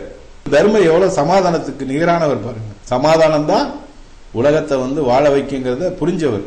ஏன்னா எல்லாமே சொந்தக்காரங்க, ஒத்த அடிச்சுட்டு வாழல என்ன பண்றது? இன்னைக்கு பாருங்க, நிறைய டிவிலையும் பேப்பர்லையும் பாக்குறோம். என்ன, சொந்த அப்பனை வெட்டுறா, சொந்த அப்பனை கொலை பண்றான், சொந்த அம்மாவை கொலை பண்றான், சொந்த அண்ணனை கொலை பண்றான். கூடி பிறக்க கோடி ஜென்மம் ஆகும். சாதாரண சொத்துக்கு போய் கொலை பண்ணி இவன் உள்ள இவன் சந்தோஷமா இருப்பானா, இவனை 14 வருஷம் உள்ள போட்டுருவாங்க. போலீஸ்காரர் வருவாரு, அரெஸ்ட் பண்ணுவார், 14 வருஷம் உள்ள போட்டுருவார். எங்க போய் இவன் ஆயுள்ல வந்து நிம்மதியா இருக்க முடியும்? கொலை பண்ண பாவம் ஒரு பக்கம் சேருது, இவனை விட்டு சந்தோஷம் போயிடுது. தாயை கொன்னுட்டான்னா 1000 கங்கைய வளம் வந்தாலும் அந்த பாவம் தீராதுங்க. தந்தையும் அதே மாதிரி குருவானவர், அவங்கள போய் கொல்றான். டெய்லி பேப்பரோ டிவியை பார்க்கவே வேதனையா இருக்கு. சாதாரண ஒரு 50,000 இல்ல 2 லட்சம் ஒரு பணத்துக்கோசரம் போய் ஒரு கொலை நடக்குது. இதெல்லாம் என்ன காரணம்? தெய்வ நம்பிக்கை குறைந்ததன் விளைவாகத்தான் இப்படியெல்லாம் நடந்து கொண்டே இருக்கிறது நம் தமிழ்நாட்டில். நம் தமிழ்நாடு எப்படிப்பட்ட ஊரு, எப்படிப்பட்ட ஆட்கள், எப்படியெல்லாம் வாழ்ந்திருக்காங்க. சார் பிச்சை எடுக்கதே தப்புன்னு சொல்லிட்டான் சார், பிச்சையே எடுக்கக்கூடாதுன்ட்டான். அதோட என்ன சொல்லியிருக்கா, பிச்சை கேட்டு ஒருத்தன் கொடுக்கலன்னா அவன் அதோட கேவலமானவன் இருக்கான். தமிழை எப்படி வாழ்ந்திருக்கான் பாருங்க. ஒருத்தன் வறுமையில இருக்கான்னா அதை தெரிஞ்சு கொண்டு போய் அவன் வீட்டுல பணத்தை அவன் டேபிள்ல வச்சுட்டவன் மிக உயர்ந்தவங்கிறான். அதாவது அவனே கேட்காம இவனே போய் வைக்கிறான் அந்த குடும்பம் வறுமையில இருக்குன்னு. ஆனா அந்த வறுமையில இருக்கிறவன் அந்த பணத்தை கொண்டு வந்து வேறாம் சொல்றான் பாருங்க, இவன் எல்லாரோட உயர்ந்தவன். தமிழ் அப்படி வாழ்ந்திருக்கான் சார். அந்த காலத்துல தமிழர்கள் அப்படி வாழ்ந்திருக்காங்க. ஆனா அப்படி உள்ள பிறந்த தமிழ்நாட்டுல இப்ப நடக்கிறதெல்லாம் பாத்தீங்கன்னா தலைகீழ நடந்துட்டு இருக்கு. நம்ம தமிழ்நாட்டில் தான் இருக்கோமா அப்படிங்கிற அளவுக்கு சந்தேகமா இருக்குது. காமராஜர் அணை கட்டினப்ப 1 கோடி ரூபாய் அந்த காலத்திலே வசூலாயிருக்கு. அணைய இன்ஜினியர்லாம் 80 லட்சம் ரூபாயில முடிச்சுட்டான். 80 லட்சத்துல முடிச்சுட்டேன்னு சொல்லிட்டான் காமராஜர்கிட்ட. இந்த 20 லட்சத்தை இன்னும் 4 அணை கட்டிடு அப்படின்னு சொல்லிட்டாரு அவரு. ஆனா இப்ப எல்லாம் பார்த்தா என்ன சொல்றா, கட்டிட்டேங்க, அது பாதியோட நிக்குது. ஆமா, மீதி ஏன் வீடாச்சே, மந்திரி வீடு. எல்லாம் அப்படிதான் இருக்கு நாடு போற போக்கு. நேர்மை வேணுங்க. நேர்மை இருந்தால் மட்டும்தான் மக்கள்கிட்ட நல்ல பேரும் நல்ல பண்பும் எடுக்க முடியும். எந்த நேரத்திலும் பொது சொத்தை யாரும் அபகரிக்கவே கூடாது. பொது சொத்து, கோயில் சொத்து, மக்களுடைய சொத்து அபகரிக்கவே கூடாது. அதனுடைய தண்டனையும் பலனையும் அவன் அனுபவிச்சே தீர வேண்டும். எப்பேற்பட்ட கக்கனை பார்க்கலையாங்க? கடைசி காலத்துல கவர்மெண்ட் ஹாஸ்பிட்டல் கிடந்தார். புரட்சி தலைவர் எம்ஜிஆர் தான் கூட்டு போனார். எப்படிப்பட்ட நேர்மையான மகான்கள் நம்ம நாட்டில் வாழ்ந்திருக்காங்க. காமராஜரை பேர் இனி ஒரு தமிழகம் ஒரு முதல்வரை காண முடியுமா? ஏங்கப்பா, என்ன ஒரு தன்னலமற்ற தொண்டுன்னு தான் சொல்லணும். 4 வேட்டி தான் வச்சிருந்தாராம், ஒரே ஒரு அசிஸ்டன்ட், சாதாரண ஸ்டூல்ல தான் உட்கார்ந்து இருக்கிறார். பார்க்கும்போது கண்ணெல்லாம் கலங்குதை. இப்போ மகாபரிவாளுடைய ஒரு பக்தையோட அனுபவத்தை பார்க்கலாம். மகாபெரியவர் ஆந்திராவில் கார்வேட் நகர்ல இருந்தாங்க. பட்டம்மாள்னு ஒரு தீவிர பக்தை பெரியவாளுக்கு உண்டு. அந்த பட்டம்மாள் தீவிர பக்தை காசிக்கு போகணும்னு எண்ணிருக்காங்க. காசிக்கு போகணும்னு என்ன, சரி காசிக்கு போறதுக்கு முன்னாடி பெரியவாள்கிட்ட வந்து உத்தரவு வாங்கிட்டு போயிடலாமே அப்படின்ட்டு பெரியவாளை வந்து பார்க்க வந்தாங்க. பெரியவாள்கிட்ட இது மாதிரி நான் காசிக்கு போறேன்னு சொன்னாங்க. சந்தோஷமா போயிட்டு வா, எனக்கு ஒரு கைங்கரியம் பண்ணணும்னு சொன்னார் பெரியவர். என்ன கைங்கரியம்னு அந்த அம்மா கேட்கிறாங்க. எனக்கு தீவிர பக்தை சங்கரி பாட்டின்னு ஒருத்தர் இருக்கா, அவ ரொம்ப நாளா காசிக்கு போகணும்னு இருக்கா, நீ போகும்போது அவளை கூட்டிட்டு போன்ட்டார் பெரியவர். சரின்னு சொல்லிட்டாங்க அந்த அம்மாவும். அப்புறம் பெரியவர் சொல்றார், நீ காசிக்கு போறதுக்கு முன்னாடி எனக்கு ஒண்ணு செய்யணுமே அப்படிங்கிறாங்க. உடனே அந்த அம்மா என்னன்னு கேட்கிறாங்க, என்ன செய்யணும்னு பெரியவாளை கேட்கிறாங்க. பெரியவாள் உடனே சொன்னார், பக்கத்துல ஒரு பெருமா கோயில் இருக்கு, அந்த மடப்பள்ளியில போய் ஒரு 40 பேருக்கு சாப்பாடு தயார் பண்ணுட்டார். பெரியவாள் உத்தரவு போட்டா யார் நிக்க முடியும்? உடனே இந்த அம்மா 4 பேரை பொம்பளையை கூட்டிட்டு கிடுகிடுன்னு நேரா அங்க மடப்பள்ளிக்கு போயிட்டாங்க. பெருமா கோயிலுக்கு போய் சாப்பாடு தயார் பண்ணிட்டாங்க. சாப்பாடுன்னு 35 சாப்பாடு சொல்லியிருக்காரு பெரியவர். 35 சாப்பாடு தயார் பண்ணிட்டு சாப்பாடு தயார் பண்ணி வச்சுட்டு உட்கார்ந்துருக்காங்க. பெரியவார்கிட்ட வந்து சாப்பாடு தயார் பண்ண வச்சு சாப்பிடறதுக்கு யாரும் வரலன்னு. உடனே அந்த வழியா திருப்பதி போறதுக்கு ஒரு பெரிய பக்தர் கூட்டமே வந்திருக்கு. இங்க பெரியவர் வந்து தங்கியிருக்கதா கேள்விப்பட்டமே அப்படின்னு சொல்லிட்டு நேரா பெரியவரை போய் பார்த்திருக்காங்க. பெரியவரை பார்த்துட்டு பெருமா கோயிலுக்கு போலான்னு நினைச்சிருக்காங்க. பெரியவரை பார்த்த உடனே எல்லாம் ஆசீர்வாதம் வாங்கிட்டு, இந்த அம்மா உங்க எல்லாருக்கும் சாப்பாடு போடுவா, நீங்க போய் அங்க சாப்பிடுங்கன்னு பெருமா கோயிலை தரிசிட்டு மடப்பள்ளிக்கு போங்கன்ட்டார் பெரியவர். அதே மாதிரி எல்லாரும் 35 பேர் 40 பேர் வந்தாங்க. 40 பேர் சாப்பிட்டாங்க. பெரியவாள் சொன்னது 35 பேர், 40 பேர் கரெக்டா இருந்தது. பெரியவாள் கூறி என்னைக்கு தப்பி இருக்கு? 35 பேருக்கு தயார் பண்ண சொன்னார். 40 பேர் கரெக்டா சாப்பிட்டு முடிச்சாச்சு. எல்லாம் சந்தோஷமா அந்த அம்மாவுக்கு நன்றி சொல்லிட்டு கிளம்பிட்டாங்க. பெரியவாள் எப்படிப்பட்டவன் நினைச்சு பாருங்க. மனதுக்குள்ளேயே எல்லாமே நடக்குது. உலகமே வந்து அவருடைய கைக்குள்ள அடங்குன்னு தான் நம்ம சொல்ல முடியும். உடனே இந்த பாட்டி கேட்கிறாங்க பெரியவாள்கிட்ட, நான் காசிக்கு கிளம்பலாமான்னு. நான் சொன்னது எதுக்குன்னா, காசிக்கு போறதுக்கு முன்னாடி அன்னதானம் பண்ணணும், அதுக்குதான் நான் இப்படி சொன்னேன். நீ அன்னதானம் பண்ணிட்ட. சங்கரிய பாட்டிய கூட்டிட்டு பிரமாதமா சந்தோஷமா போயிட்டு வான்னு காசிக்கு அனுப்பிட்டாங்க. அந்த அம்மா அவருடைய தீவிர பக்தை சங்கரி பாட்டியை கூட்டிட்டு நேரா காசிக்கு போயிட்டாங்க. அதாவது மகான்கள் ஒண்ணு சொன்னாங்கன்னா அதுக்கு வந்து காரண காரியங்கள் இருக்கும். காரண காரியங்கள் இல்லாம எதுவுமே செலவு பண்ண விட மாட்டார் பெரியவர். ₹1 அவகாசமா பார்த்து செலவழிக்க விட மாட்டார் பெரியவர். இப்படிப்பட்ட மகான். ஏன்னா ஒவ்வொரு ரூபாயும் ஒவ்வொரு நாணயத்துக்கும் எல்லாரும் கஷ்டப்படுறாங்கன்னு அவருக்கு நல்லா தெரிஞ்சுதான் மரத்திலிருந்து நிறைய பேருக்கு நிறைய உதவிகள்லாம் வேற பண்ணியிருக்காங்க. வேத பாடசாலை அது இதுன்னு அதெல்லாம் நிறைய ஹிஸ்டரி இருக்கு. நிறைய பண்ணியிருக்காரு பெரியவர். தமிழ் சங்கம், தமிழ் தொண்டு, தமிழ் வளர எல்லாம் பண்ணியிருக்காரு. ஆனா காமாட்சி குழந்தையா வச்சு பூஜை பண்ணியிருக்காரு மடியில. இந்த உண்மை இப்பதானே தெரியுது நமக்கும். ஆமா, இறைவனை வழங்கினா குழந்தையா வரலாம், அம்மா அப்பா வரலாம். படிச்ச கீதையெல்லாம் சொல்லியிருக்காங்கல்ல, குழந்தையா வருவா, அப்பா அம்மாவா வருவா. இப்படி எந்த ரூபத்தை நினைக்க அந்த ரூபத்துல அந்த தெய்வம் நமக்கு வரும். எல்லாருக்குமே குலதெய்வம் குலதெய்வம்னு சொல்றாங்க. என்ன அந்த குலதெய்வம் அப்படின்னா என்ன? குலதெய்வத்தை நீ முதல்ல வேண்டினா எல்லா காரியமும் நடக்கும் அப்படின்னு சொல்றாங்க. என்ன காரணம்? அது உடற்கூறு, உடலில் ஏற்பட்ட உடற்கூறான குலதெய்வம். முதல்ல அதை வணங்க வேண்டும். குலதெய்வத்தை வணங்கிட்டு தான் மற்றதை வணங்க சொல்லுவாங்க. பெரியவர் அடிக்கடி சொல்லுவார், நீ நிறைய டவுன்ல வந்து கோயில் கட்டி திருப்பணி பண்ணி கும்பாபிஷேகம் பண்ணி கோபுரம் கட்டி ஒன்னும் பிரயோஜனம் இல்லை. சொந்த ஊர்ல இருக்கிற கோயிலுக்கு விளக்க இல்லாம இருந்ததுன்னா எவ்வளவு கஷ்டம். அதெல்லாம் நீ பண்ண வேணாம். சொந்த ஊர்ல உள்ள கோயிலுக்கு ஒரு விளக்குக்கு திரி போட்டு எண்ணெய் போட்டு ஏத்தி விடு. அதான் பெரியவர் சொல்றது. எப்போதும் நம்ம பிறந்த இடத்துல இருக்கிற அந்த தெய்வம் எப்போதும் பிரகாசமா இருக்கணுங்கிறத பெரியவாருடைய திட்டம். ஒன்னொன்னு உன்னிப்பா கவனிப்பார். கவனிக்கிறதுல அவரை மாதிரி ஒரு மனிதரை பார்க்கவே முடியாது. அப்பேற்பட்ட மகானை நீங்க வணங்குங்க. உங்க பிரச்சனைகள், நிறைய ப்ராப்ளங்கள் எல்லாத்தையும் நீங்க அவர்கிட்ட முறையிடுங்க. தூய தமிழ்ல முறையிடுங்க. தானா எல்லாம் நடக்க வேண்டியதான் தானா நடக்கும். சில காலங்கள் பிடிக்கலாம், ஆனா கண்டிப்பா நடந்துடும். அதுல எந்த மாற்றமும் கிடையாது. திடீர்னு ஒரு மாற்றமும் வருதுன்னா அது தெய்வத்தின் குறுக்கீடு இல்லாம வராது. அதாவது புலவர் கீரன் சொல்லுவார், என்ன சொல்லுவாரு, ஒரு 30 நாள் வேலை செய்யறோம், மாசம் 10,000 சம்பளம் வாங்குறோம், இது கண்ணுக்கு தெரிஞ்சு வேலை செய்யறது, இதுக்கு பேரு என்ன, திஷ்டி, கண்ணுக்கு நேரம் தெரியுது. இது அதே திடீர்னு பாத்தீங்கன்னா 10 ரூபா கொடுத்துவாங்க, அவனுக்கு 1 கோடி ரூபாய் லாட்டரி சீட்டு வந்து 8 ரூபா வந்து எதோ தெரியல விழுந்தது, அது அதிர்ஷ்டம். அதே மாதிரி அதிர்ஷ்டம் வரணும்னா பெரியவாளுடைய திருவடிகளை வணங்கினா கண்டிப்பா கடை தேத்துவார், கடை ஏற்றுவார், மேல வந்து கொண்டு வருவார் என்பதில் எல்லளவும் ஐயம் இல்லை. விஷச்சந்துக்கள் கூட பெரியவர்கிட்ட அன்பா இருந்திருக்கு. விஷச்சந்துக்கள் ஏன், கடவுளின் அவதார பிரசவத்தை தான் இருக்கும். திருஞான சம்பந்தர் இல்லையா, வைஷ்ணவ செட்டிக்கு 7 பெண்கள், 7 பெண்கள்ல 6 பெண்கள் என்ன பண்ணா, பணத்துக்கு ஆசைப்பட்டு வேற ஒரு மாப்பிள்ளை கொடுத்துட்டான். கடைசியா இருந்த மகள் இவ ஒவ்வொரு பண்ணி மாமா மகனுக்கு கொடுக்குறேன், மாமா மகனுக்கு கொடுக்குறேன்னு சொல்லி ஆசை காட்டி மோசம் பண்றது இப்பயும் நிறைய நடந்து தானே இருக்கு. தோ தரேன், தா தரேன், பல காரியத்தை வாங்கிடுவா, அப்புறம் பின்னாடி ஒண்ணுமே தர மாட்டான். அது மாதிரி ஆசை காட்டி மோசம் பண்ணிட்டாங்க. 7வது பொண்ணு ரொம்ப அத்தை பையனை காதலிச்சதுனால நேரா அவளை கூட்டிட்டு நேரா வந்துட்டா, வெளியூர் ஓடி வந்துட்டா. ஓடி வந்து ஒரு சிவன் கோயில் வாசல்ல படுத்திருந்தா. வாசல்ல படுத்திருக்க என்னாச்சு, அரவன் தீண்டிடுச்சு. அரவனா பாம்பு தீண்டிடுச்சு. இவ தீண்டல, பாம்பு தீண்டிடுச்சு. ஓன்னு ஒப்பாரி வச்சு அழுகுறா. அது வரைக்கும் சவத்தை பார்த்து அழுதுட்டு இருந்தவ திடீர்னு 4 மணிக்கு கோயில் நடைய திறக்கிறார் ஐயர். சிவத்தை பார்த்து அழுதா. அங்க வந்துட்டார் திருஞான சம்பந்தர். என்னையா பிரச்சனை, என்னம்மா பிரச்சனை, அம்மா ஐயா இதை மாதிரி நல்லா நடந்ததுன்னு கதையெல்லாம் சொன்னா. உடனடியா அவன் புருஷனை எழுப்பி கொடுத்துட்டார். விஷச்சந்து கடிச்ச பாம்பு கடிச்சு இறந்து போனோன்னு எழுப்பி கொடுத்தவர் திருஞான சம்பந்தர். பொற்றாளம் பெற்றவர் சிவபெருமானால். இன்னும் நிறைய போயிட்டே இருக்கலாம் அதுல. சரி, இப்போ ஒரு பக்தையுடைய அனுபவத்தை நம்ம பார்க்கலாம். பெரியவர் சன்னதியில விஷச்சந்துக்கள் எல்லாம் வந்து பாத்தீங்கன்னா இயல்பான தன்மையை மறந்து, என்ன பாம்புனா கடிக்கும், தேலுனா கொட்டும், இந்த வேலையை அது செஞ்சுட்டே தான் இருக்கும். ஒரு முனிவர் ஒருத்தர் வந்தாராம். ஒரு ஆத்தங்கரையில ஒரு பாம்பு எல்லாரையும் போட்டுக்கிட்டே இருக்கு, டக்கு டக்கு டக்கு டக்குன்னு போட்டுக்கிட்டே இருக்கு. முனிவர் அந்த வழியா போயிருக்காரு.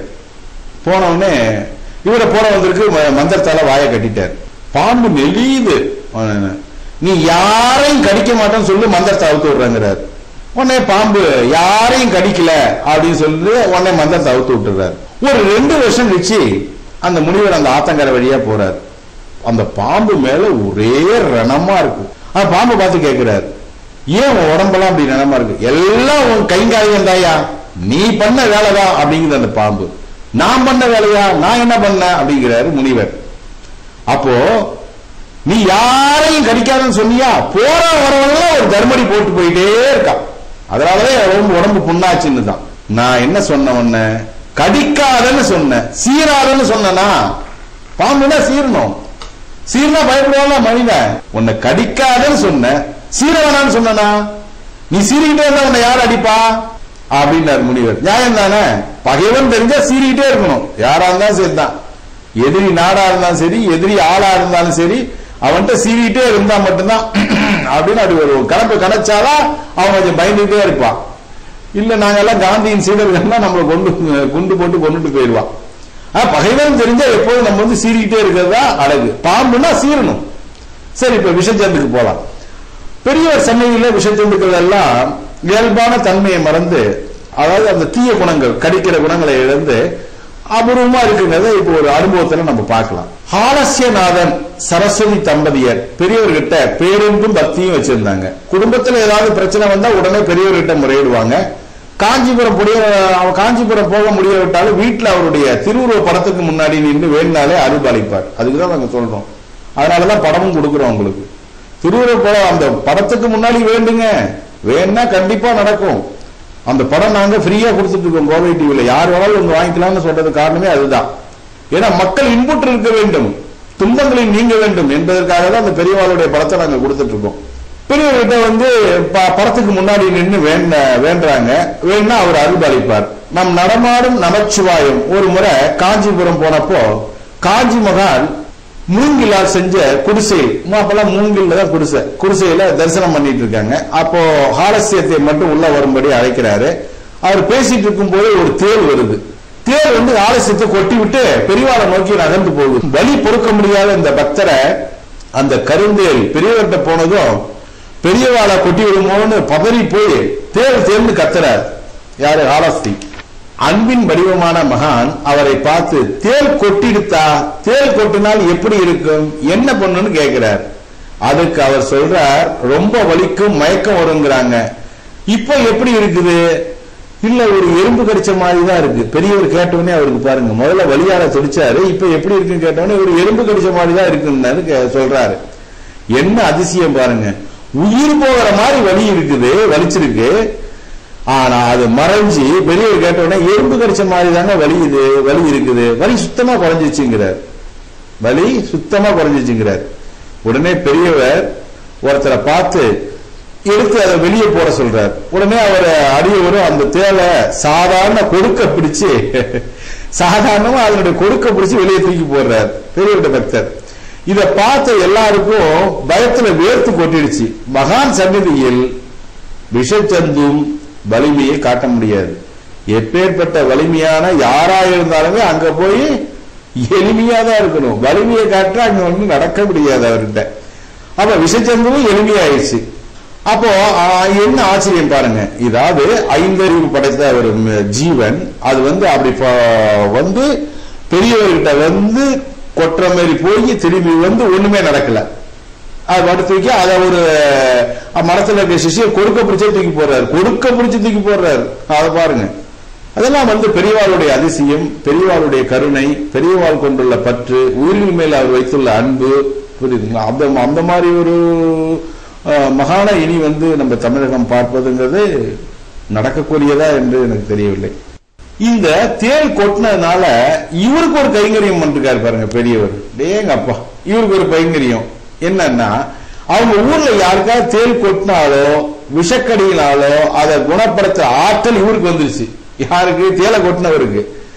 விஷக்கடி தாக்குறவருக்கு உடம்பு முழுக்க திருநீர் பூசி விட்டு, அவளும் திருநீர் பூசி விட்டு பெரியவா திருநாமத்தை 3 முறை சொல்லுவாரு.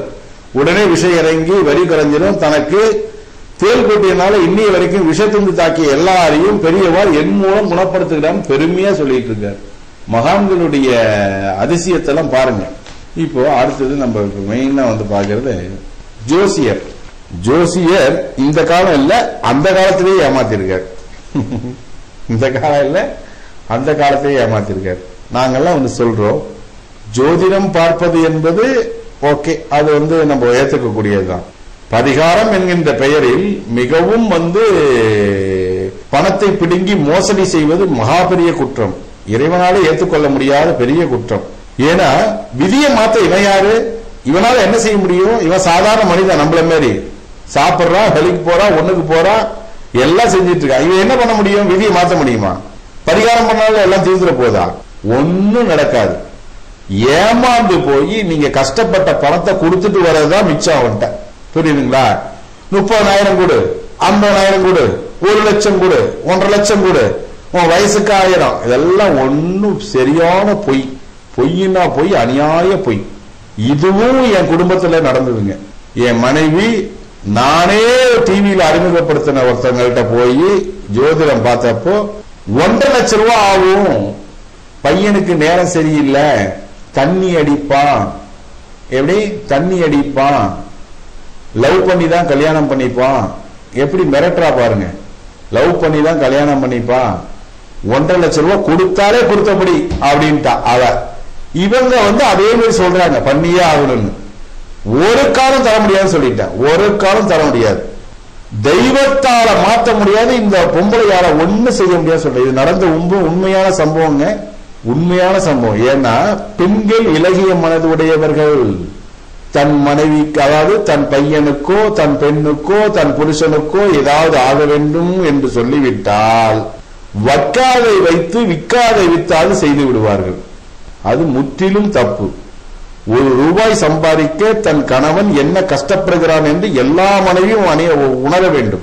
ஜோதிடன் வாயால் பேசிவிட்டு போயிடுவாள். அது இப்ப இருக்கிற ஜோசியம் பூரா கம்ப்யூட்டரை பார்த்து தான் படிச்சுட்டு இருக்கான். அப்போ உள்ள ஜோதிடர்களாவது 4 கோல் எல்லாத்தையும் கொஞ்சம் கணிச்சாங்க. இப்போ உள்ள கம்ப்யூட்டரை பார்த்து தான் படிச்சுட்டு இருக்கான். அதனால கிரகங்கள் நிலவை வேணா தெரிஞ்சுக்கலாமே தவிர, திருவள்ளுவர் சொல்வார், உனக்கு கெட்ட நேரம் வந்துருச்சா உன் அறிவு மங்கிரும், நல்ல நேரம் வந்துச்சா உன் அறிவு பிரகாசிக்கும் பார். அதை வச்சே நம்ம தெரிஞ்சுக்கலாம். ஜோசியத்தை எதுக்கு பார்க்கணும்? பேதை படுக்கும் இழவு ஆதலால் உற்ற கடை. உனக்கு கெட்ட நேரம் வந்துருச்சா அறிவு மங்கிரும், நல்ல நேரம் வந்துருச்சா அறிவு ஜொலிக்கும். அதுவே தெரிஞ்சுக்க வேண்டியதானே. அதனால பரிகாரங்கிற பேர்ல 50,000 1 லட்சம் 1.5 லட்சம் இப்படி மோசடி பண்றது இதெல்லாம் ஏத்துக்க முடியாத ஒண்ணு. இப்ப இருக்கிறவங்க வயிற்று சோத்துக்கு தான் பண்ணிட்டு இருக்கா. இதை யாரும் நம்பலாம் கூடாது. இது அந்த காலத்தையும் நடந்திருக்கு, ஏமாத்திருக்கா. பெரியவர் விடுவாரா? பெரியவர் அவனை சாதாரணமா விடுவாரா? விட மாட்டாரு.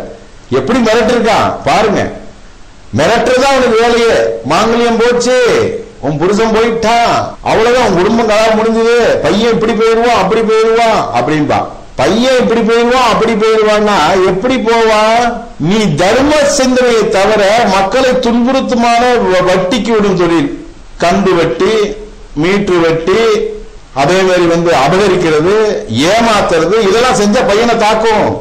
அதுல எல்லாரும் சந்தேகம் இல்ல. கண்ணுக்கு நேராவே பார்க்கலாம். லஞ்சம் வாங்குறவனும் அதே மாதிரிதான். இப்போ கவர்மெண்ட்ல இருக்க லஞ்சம் வாங்கினானா அவனுக்கு அதே மாதிரிதான். அவன் தானே சந்தோஷமா இருக்கலாம். பிற்கால சந்ததிகள் நல்லா இருக்காங்க. லஞ்சம் வாங்குறத அவன் நிறுத்தினால பாருங்க. நேர்மையான அதிகாரிகள் பாருங்க கடைசி வரைக்கும் சூப்பராகவே இருப்பாங்க. கஷ்டம் இருக்கும், அவங்களுக்கு கஷ்டம் இல்லாம இல்ல, கஷ்டம் இருக்கும். ஆனா பொண்ணு பிள்ளைங்கெல்லாம் அருமையா செட்டில் ஆயிடுவாங்க. லஞ்சம் வாங்குற குடும்பத்துல எல்லாம் ஊதாரித்தனமா தான் போகும். ஒன்னும் கடை தராது, நினைச்ச மாதிரி எதுவும் செட்டில் ஆகாது. என்ன காரணம்? கிரகங்கள் நல்லா இருக்கலாம், இவன் பண்ண தப்பு, பறிச்சது, ஏமாத்தினது, 1க்கு 5 வட்டி வாங்குறது, 10 வட்டி வாங்குறது, 15 வட்டி வாங்குறது, வாங்கி என்ன பண்ண முடியும்? மக்களை வருத்தும் எந்த ஒரு செயலை செய்தாலும் இறைவன் கண்டிப்பாக தண்டனை கொடுப்பான். அவன் ஜோதிடனா இருந்தாலும் சரி, கந்து வட்டிக்காரனா இருந்தாலும் சரி, யாரா இருந்தாலும் சரி, மக்களை ஏமாற்றும் எவன் ஒருவனாலும் நிம்மதியாக வாழ முடியாது. இவன் 10 ரூபாய் அபகரிச்சானா 100 ரூபாய் தேவையில்லாத செலவு வரும். 10 ரூபாய் ஒருத்தனை அபகரிச்சு செலவு பண்ணான்னா 100 ரூபாய் தேவையில்லாத வரும். இது இன்னைக்கு நடந்துட்டு தான் இருக்கு. எவனும் தெரிஞ்சுனா பாடு கிடையாது. இவன் வாங்குறத வாங்கிட்டு தான் இருக்கான், அங்க கொடுக்கறத கொடுத்துட்டு தான் இருக்கான், கடனாதான் ஆயிட்டு இருக்கான். அங்க லஞ்சம் வாங்குறத நிறுத்த சொல்லி வீட்டுல எல்லாமே கிளியரா இருக்கும். லஞ்சம் வாங்குறத நிறுத்தினா வீடு சுத்தமா இருக்கும். கரப்ஷன், பெரியவாள் சொன்னது அதுதான். கரப்ஷன் ஓங்கி நிக்குது, கரப்ஷனை கண்ட்ரோல் பண்ணணும் அப்படின்னாரு. புரியுதுங்களா? ஒரு பென்ஷன் வாங்க போற அவன்கிட்ட கேட்கிறான் பணம். முதியவர் பாவம், தன்னுடைய தள்ளாத வயதுல அவர் பென்ஷன் வாங்க போய் அவன்கிட்ட கேட்கிறான். இந்த பாவிகள்லாம் போய் என்ன பண்ண முடியும்? நம்ம சொல்லுங்க பாப்போம். டிவியில பாக்குறோம், ஒரு செல்போன் கோசம் ஒருத்தனை கொலை பண்றாங்க, ஒரு போலீஸ் உயர் அதிகாரியே. இதெல்லாம் எங்க போய் நிக்கும்? அந்த பாவம்லாம் பெரிய பாவம். அப்பாவியை வதைத்தல் நரக வதைக்கு சித்திரையாக இவங்க மாட்டிக்கணும். நரகத்துல மாற்ற மாதிரி பெரிய அவசியம். இந்த முதல்ல பின்னாடி இப்ப ஒன்னே கண்ணுக்கு நேரா காட்டுவான் கடவுள். அதே மாதிரி ஜோதிடர்கள் ஜாதகம் பார்ப்பதற்கு பணம் வாங்குங்க, வைத்து பசிய போக்குங்க. மாடி வீடு கட்டணும், பங்களா மேல பங்களா கட்டணும், பல கோடி சம்பாதிக்கணும் நினைக்கவே நினைக்காதீங்க. அது அடிசருக்காயிடும். யானைக்கும் அடிசருக்குங்கிற மாதிரி அடிசருக்காயிடும். மக்களை ஏமாத்தக்கூடாது. 35,000 கூட, 50,000 கூட, 1 லட்சம் கூட நீ பரிகாரம் பண்ணி எப்படி பலிக்கும்? நீ என்ன கடவுளா? இல்ல மகா பெரியவரா? இல்ல ரமணரா? உன்னால என்ன முடியும்? ஒண்ணும் முடியாது. எல்லாத்துக்கும் மேல ஜனங்களான நம்பதான் அறிவை உணர்ந்து இப்படிப்பட்டவன் ஏமாத்துக்காரன் நீங்க தான் தெரியணும், தெரிஞ்சுக்கணும். அவன் மிரட்டுற மாதிரி தான் சொல்லுவான். மிரட்டுற மாதிரி சொன்னாலும் உங்க விதி என்ன செய்யும்? உங்க வாழ்க்கை என்ன செய்யும்? உங்க மூச்சு என்ன செய்யும்? உங்க கூடயே தான் இருக்கும். அது யாராலையும் எதுவும் பண்ண முடியாது. தெய்வத்தால வேணா பண்ணலாம், மகா பெரியவரானால பண்ணலாம். விதியை மாத்திர சரித்திரம் அவங்களால வேணா முடியும். அவனும் ஒரு பிரபலமான ஆடை விற்பனை நிறுவனத்துல வேலை பார்க்கிறார். பாவங்க, மாச சம்பளத்துக்கு வேலை பார்க்கிறார். அவர் மனைவி உஷா தென்னக ரயில்வேல பணியாற்றி வராங்க, ரயில்வே ஊழியர். இவங்க 2 பேருக்கும் ஜாதகம் பார்த்து கல்யாணம் பண்ணி வைக்கிறாங்க. ஜோதிடர் சில வாரம் கழிச்சு போடுறா ஒரு பிட்ட, உங்க மனைவிக்கு மாங்கல்ய தோஷம் இருக்கு, உடனே பூஜை பண்ணணும், பரிகாரம் பண்ணணும், அப்புறம் வேற திருமங்கலத்தை கட்டணும், பழைய திருமங்கலத்தை எடுத்துடணும்னு சொல்லிட்டு 3 பௌர்ணமியில பூஜை பண்ணணும். நானே பூஜை பண்ணாதான் அந்த பிரச்சனை ஒழியும். அதுக்கு 1500 ரூபாய் செலவாகும் அப்பயே சொல்லியிருக்கான். எவ்வளவு? 1500. இப்ப 30,000 ஆகிட்டான். 30,000 35,000. ஏன் விதி என்னையா பண்ண முடியும்? விதியை உன்னால மாத்த முடியுமா? ஒண்ணும் பண்ண முடியாது. நீ என்ன மகா பெரியவரா இல்ல ரமணரா, திரைலிங்க சுவாமிகளா, காசி திரைலிங்க சுவாமிகளா? மக்களுக்காக வாழ்ந்தவன். எவன் ஒருத்தன் பணம் வாங்காம ஜோசியம் பார்க்க அதான் பலிக்கும். இன்னைக்கு இல்ல, என்னைக்குமே நீயே கொடுத்துட்டு வா, 10 ரூபா, 101 ரூபா, 51 ரூபா, அந்த ஜோசியம் தான் பலிக்கும். பணம் வாங்கிட்டு உண்மையான ஜோசியம் எல்லாம் பாருங்க, தட்டை வச்சிருவாங்க, அதுல நம்மளே போடுறதுதான். வசதிக்கு ஏத்த மாதிரி பணக்காரன் 501 ரூபா போடலாம், ஏழை 11 ரூபா போடலாம், மீடியமா இருக்கவும் ஒரு 201, 101 வைக்கலாம், அப்படிதான் வைப்பான். அந்த ஜோசியம் பலிக்கும், இந்த ஜோசியம் எல்லாம் பலிக்காது. இப்போ இந்த பிரச்சனை வந்து பெரியவாழ்கிட்ட வருது. 1500 செலவாகணும்னு காலம் தாழ்த்தினா பெரிய ஆபத்து வந்துருட்டான்.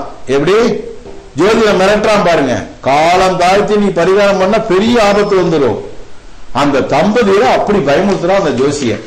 உடனே அவங்க பயந்து ஒரே தெய்வமான பெரியவர்கிட்ட சென்று முறையிடுறாங்க. ஏன்னா தெய்வத்தால பெரியவருடைய தீவிர பக்தர் அவங்க. பெரியவர்கிட்ட போய் முறையிடுறாங்க. பெரியவர் கேட்ட முதல் கேள்வி, அவருக்கு எவ்வளவு பணம் கொடுத்திருக்கீங்க? மகானுக்கு தெரியுமில்ல, அவருக்கு எவ்வளவு பணம் கொடுத்திருக்கீங்கன்னு கேட்காரு.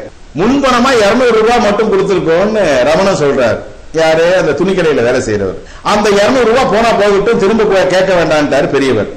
உங்களுக்கு எந்த தோஷமும் இல்ல, எந்த பரிகாரமும் தேவையில்லை, எதுக்கும் பயப்படாத அப்படின்னு சொல்லிட்டு பெரியவாள் பிரசாதத்தை கொடுத்து அனுப்பிட்டார். தம்பதிகள் அவங்க ஊருக்கு போனது ஜோதிடர்கிட்ட பெரியவாள் தோஷம் எதுவும் இல்ல, பாவம் எவ்வளவு அப்பாவியா இருந்திருக்காரு பாருங்க.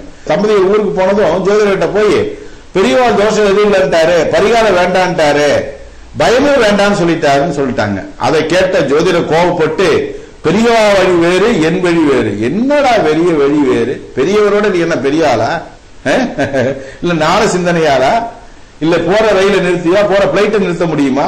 எப்படி மிரட்டுறான் பாருங்க. பெரியவாள் வழி வேறு, என் வழி வேறு, என்னால இப்படித்தான் செய்ய முடியும் சொல்லிட்டு, நான் சொல்றதை சொல்லிட்டேன், செய்யறதும் செய்யாததும் உங்க விருப்பம், அப்பயும் மிரட்டி இருக்கான். உடனே 200 ரூபாய் திருப்பியும் கொடுத்துட்டான். அப்புறம் பெரியவருடைய கடைக்கன் பார்வைப்பட்டா அப்புறம் பணம் உள்ள இருக்குமா? 200 ரூபாய் திருப்பி கொடுத்துட்டான். பெரியவர் பணத்தை திருப்பி வாங்க வேண்டாம்னு சொன்னாரு, பணத்தை வாங்க மறுக்கிறாங்க. ஏன்னா பணம் வாங்க வேணாம்னு சொல்லிட்டாரு பெரியவர், அதான் பணத்தை வாங்க மறுக்கிறாங்க. நேரா பெரியவரை பார்த்து விஷயத்த சொன்னாங்க. கருணை கடல் சிரிச்சுக்கிட்டு, அந்த பணத்தை சந்திர மௌலேஸ்வரர் உண்டியில போட்டுருங்க, சந்திர மௌலேஸ்வரர் உண்டியில போட்டு நிம்மதியா வீட்டுக்கு போங்கன்னு பெரியவர் சொல்லிட்டார். யாரா இருந்தாலுமே மனிதனால் விதி என்று வந்துவிட்டால் அதை அவன் பட்டேதான் தீரணும்.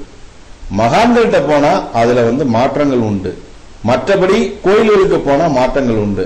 இதே மாதிரி ஆட்கள்கிட்ட போனா இப்படிதான் மிரட்டுவா, எதுவுமே நடக்காது. சோ அடுத்த வாரம் இன்னும் ஒரு நல்ல சிந்தனையில் பெரியவரை பெரியவருடைய பக்தி அனுபவங்களை நம்ம பகிரலாம். சோ இந்த வாரம் இந்த நிகழ்ச்சியை தோட முடிக்கிறோம். ஹர ஹர சங்கர சிவ சிவ சங்கர, ஹர ஹர சங்கர சிவ சிவ சங்கர, ஹர ஹர சங்கர சிவ சிவ சங்கர. நம சிவாய வாழ்க, நாதந்தாள் வாழ்க. ஹர ஹர சங்கர ஜய ஜய சங்கர, ஹர ஹர சங்கர ஜய ஜய சங்கர, ஹர ஹர சங்கர ஜய ஜய சங்கர, ஹர ஹர சங்கர ஜய ஜய சங்கர, ஹர ஹர சங்கர ஜய ஜய சங்கர, ஹர ஹர சங்கர, ஹர ஹர சங்கர ஜய ஜய சங்கர, ஹர ஹர சங்கர ஜய ஜய சங்கர, ஜய ஜய சங்கர, ஹர ஹர சங்கர ஜய ஜய சங்கர, ஹர ஹர சங்கர, ஹர ஹர சங்கர ஜய ஜய சங்கர, ஹர ஹர சங்கர ஜய ஜய சங்கர, ஜய ஜய சங்கர, ஹர ஹர சங்கர ஜய ஜய சங்கர, ஹர ஹர சங்கர, ஹர ஹர சங்கர, ஹர ஹர சங்கர, ஹர ஹர சங்கர, ஹர ஹர சங்கர, ஜய ஜய சங்கர, ஹர ஹர சங்கர, ஜய ஜய சங்கர, ஹர ஹர சங்கர, ஜய ஜய சங்கர, ஹர ஹர சங்கர, ஜய ஜய சங்கர, ஹர ஹர சங்கர, ஜய ஜய சங்கர, ஹர ஹர சங்கர, ஜய ஜய சங்கர, ஹர ஹர சங்கர, ஹர ஹர சங்கர, ஜய ஜய சங்கர, ஹர ஹர சங்கர, ஜய ஜய சங்கர, ஜய ஜய சங்கர, ஹர ஹர சங்கர, ஜய ஜய சங்கர, ஹர ஹர சங்கர, ஹர ஹர சங்கர, ஜய ஜய சங்கர, हर हर शंकर जय जय शंकर जय जय शंकर हर हर शंकर